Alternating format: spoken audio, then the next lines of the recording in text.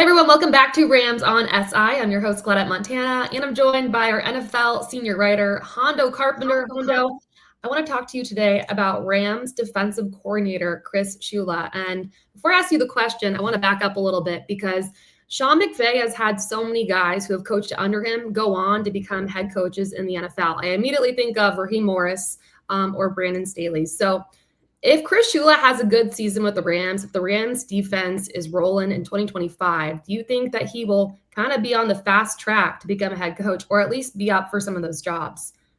Absolutely. And I'm going to tell you, Chris Shula is one of those guys. Let's go back and use Kyle Shanahan for a moment. There were a lot of people that discounted him because they said, well, he was getting favoritism because of his dad's last name.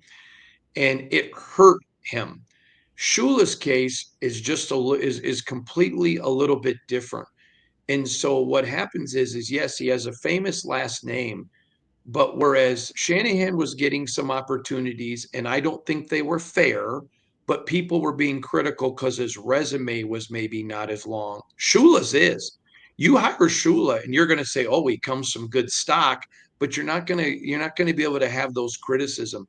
That young man, I pointed him out last year. I thought he was a year away from being ready to be a head coach, but I think he is head coach quality. His preparation, and here's where I think sets him apart.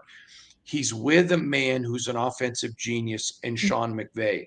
And we talked in a previous time when you interviewed me, Claudette, about one of the strengths of Sean McVay is he knows his weaknesses. And so he surrounds himself. So what do you got? You got Chris Shula, who's defensive minded, who knows that's not his strength, but he's been with a Sean McVay, so he knows what he's going to be looking for. Listen, there are certain teams, and not a lot of them, but there's a handful of teams that you don't get to go there and learn how to be a head coach. They're too big of franchises.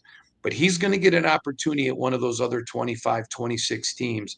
And when he does, I think he has a great opportunity to succeed if he's in an organization committed to winning that'll give him the money and resources he needs. This is a fine young coach.